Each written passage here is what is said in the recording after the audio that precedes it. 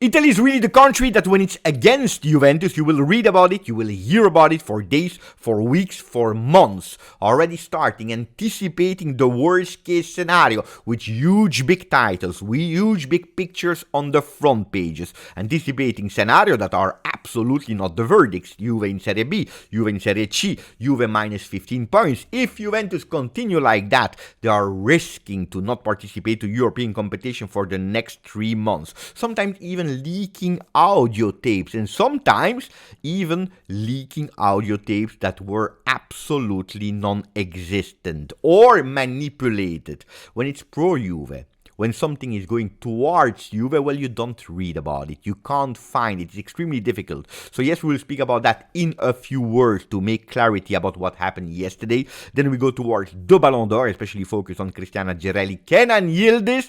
And then we go towards, of course, the most important for us Juventini, Juventus Atalanta of Saturday, who could possibly play, especially the ones without minutes at the moment. Cegrova, Rugani, we speak about that in today's video. Ciao Juventini of the world, my name is Giuseppe, welcome back on the channel. I didn't wake up with a huge big smile this morning. Actually, I was quite sad, I was quite worried, I was pissed off because I didn't find any information, of a lot of information to explain you what was going on yesterday in that Prisma case investigation with some verdicts. So to explain you, to put a bit in picture, and I don't want to talk too much about it, I don't want to make a dedicated video about it because we have other topics to speak about. But yesterday, ex-president of Juventus, Andrea Agnelli, tweeted, and when he's tweeting, we need to listen.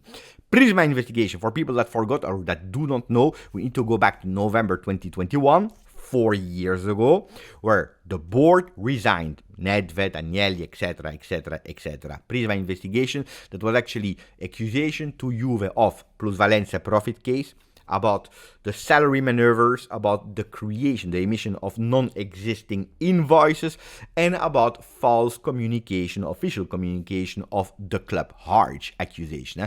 Yesterday, Andrea said, look, after thinking about it really long, I decided to accept a plea deal. For people that will tell me, Beppe, but we already agreed on a plea deal back then. Well, pay attention. You have the sporting justice where Juventus accepted a plea deal that was minus 10 points with a fine to pay and not participating to the European competition of the year later, that we already paid the price.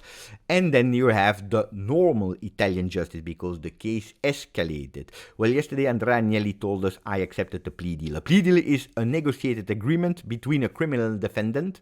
That doesn't mean that he's a criminal, but criminal defendant, the one that is defending himself from accusation, and the prosecutors. They found an agreement to actually nullify it. You pay something or you do and you agree and you move on. Otherwise, you cannot move on. You cannot. And that's exactly the reason why yesterday he accepted the plea deal, because he said, today, 4 years later, we are still in the initial phase of that dossier, of that process. A disaster, huh? 4 years, initial phase still. And he said there was no other choice. It was appropriate to move on. My love for Juve remains the same. My love for Italy, especially the city of Torino, remained the same. I started to live with my family in Amsterdam 2 years ago, and that's where I will continue to say, to continue to work on my project. So the answer to the question, will he come back, Beppe? Not immediately. In the future, let's see what will happen.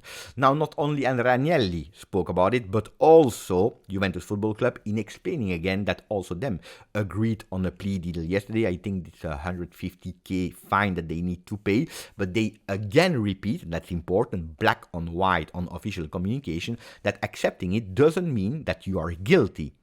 We continue to say that we didn't do any wrongdoing.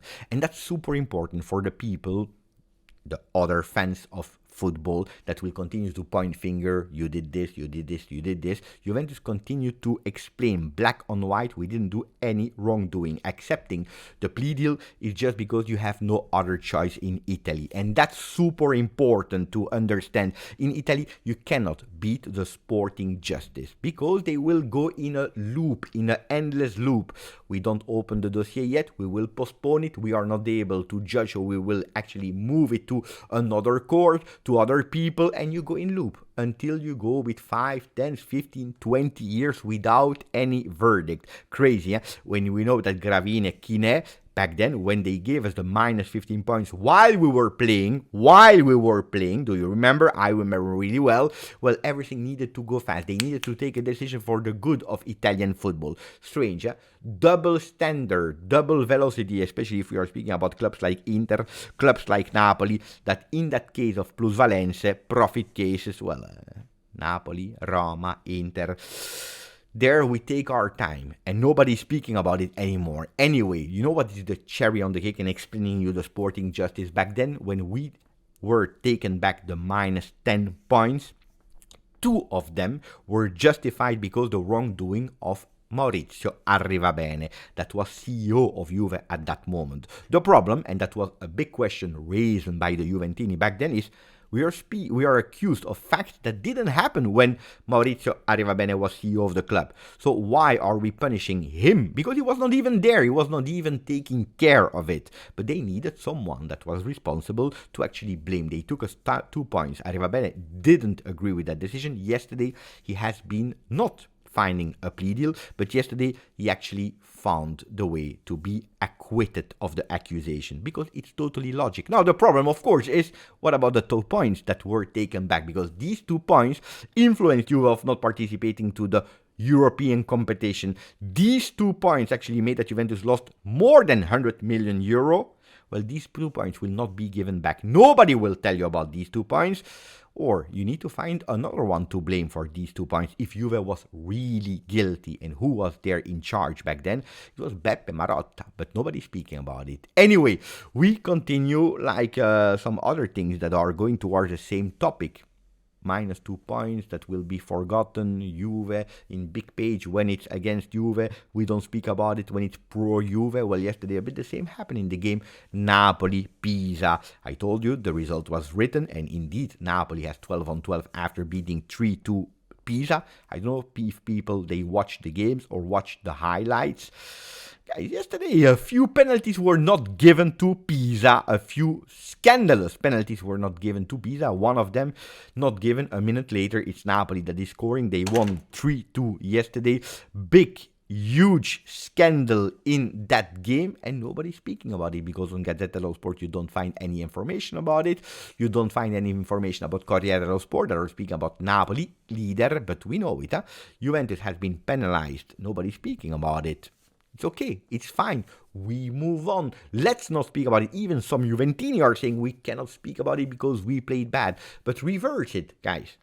Juventus not penalized and going with 3 points, 12 on 12. Yesterday, a Pisa that was, according to me, even worth having that draw against Napoli. And then you go towards a Napoli that is at 10 on 12. We are speaking about something totally different. Anyway, you know it, it will never be spoken about. Speaking about the Ballon d'Or, well, you know that I've been selected, nominated in the last 15 for the category Best Podcast International of the Football Content Award. Thank you. For all the people that started to vote for me, thank you. Really, really appreciate it. They will soon announce it also on Instagram, and that's where I will need your help as well, because the accumulated votes from the site, but also on their Instagram post when it will be announced, are important for me to go through, or trying to be third, second, first. Let's see if we can win it, but I'm counting on you. Don't stop. For people that didn't do it, the link is still into the description. Ballon d'Or yesterday.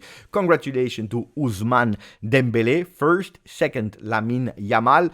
What do I think? Well, you know that my interest for the Ballon d'Or in the latest year, or actually since really long, since Del Piero didn't win it, went away. Yesterday, honestly, without knowing who would win, there was a bit of suspense. It was quite enjoyable. Then to tell you my verdict, who was my preferred one, I still need to understand today how we are voting. Voting for the best player, or the player that is influenced also about what their team did. Winning trophies, going far in all competition, being decisive, not decisive. So it's extremely difficult to tell you. Now, of course, when I'm thinking about Dembele, I'm thinking about a video that I made on the 24th of September 2020. So tomorrow, it's actually 5 years of that video that I made, speaking about a possible swap of Dembele to Juve, Douglas Costa to Barcelona. At the end, it didn't happen. Am I regretting now 5 years later? No, I'm not regretting. For what reason? Because the Dembele of 5 years ago was absolutely not the one that found Luis Enrique at Paris Saint-Germain last season. So we are speaking about an exceptional season for the player of Paris Saint-Germain. We are not speaking about a really huge career in terms of individual performance, because we know it. He has never been nominated in the top 30, so it was the first time and he won it immediately. Deserved? Yes, if we are speaking about the season. Now, I'm not regretting, but it was really funny that we are speaking about the player that was targeted by Juve back then. My eyes were all on Cristiano Girelli, 16th yesterday, the record of an Italian player. Congratulations for that. And of course, Kenan Yildiz, that was there, not in the 30 nominees, but in the Coppa, so actually the Ballon d'Or for the youth. He was there, nominated. At the end, he finished 5th. Congratulations. Look, when I was watching his look, his aura, seeing also the supporters that were asking, Kenan, Yildiz, can I have a signature from you? I was really proud, because that means he starts really to have that international appeal, and hopefully EA Sport will understand it really fast. Hopefully Transfer Market will understand that he is much more worth than 50 million euro. If Pio Esposito is worth 25 million euro today, there is a problem.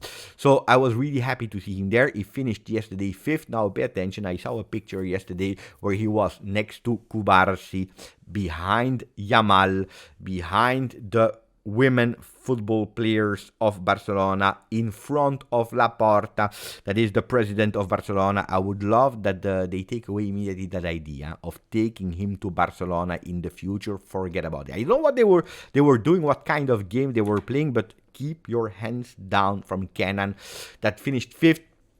Where would I have put him yesterday in that youth trophy? Well, above Estevao, that is for me a huge big mystery. Great talent, fantastic, but we are speaking about the player at Palmeiras. Why we are speaking about Kenan Yildiz? It has been fantastic. We are speaking about the captain of Juve, that should have been 4th according to me, because Neves won the Champions League, because Doué won the Champions League, because they won their league, because they went into the final of the Club World Cup. Yamal is first. In terms of talent, it's totally understandable.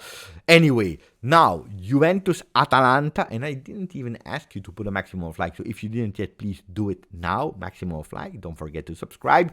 Missione Dea, the mission of the Dea, to go to play Juventus Atalanta and going back to winning the 3 points after the draw against Verona. Edon ha fretta. Edon is in a hurry. I was really happy to understand yesterday that Tudor gave them 2 days of rest, and that for the other players that will start, all of them today, well, he will go with individual plans for a Thuram, for a Kelly, for a Yildiz. So the players that played the most, they will go with personalized training session to recuperate energies. Bravo Igor Tudor, bravo staff of Juve, but Edon Jagrova is in a hurry. He wants to play, and Tudor is thinking about it. Edon didn't take a lot of day off, because yesterday he was already training together with Miretti, that is soon about to come back, together with Perin, together with Conceição as well. So now my request is, Tudor, if we saw how on their knees we were against Verona, you need to pay attention how we are rotating. At the moment, we play 21 players in that rotation, while Inter 22, Napoli 24, or the reverse, I don't remember. So it's the moment to rotate. Players that I would love to see more involved, Atalanta, Villarreal, Milan, are Rugani. Because if it's to squeeze Bremer until the last drop and arriving on his knees against Milan, I don't think it's a good idea. Rugani could be more involved, and that's the first name that I want to put there in that list. Jagrova alternating with Conceição would be a really beautiful one. I would love to see Adzic more involved, and especially immediately against Atalanta. Really important.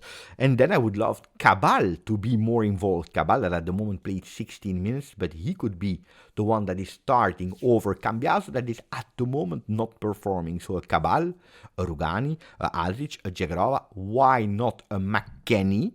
That we didn't see a lot. We saw him in a lot of games, but not a lot of minutes.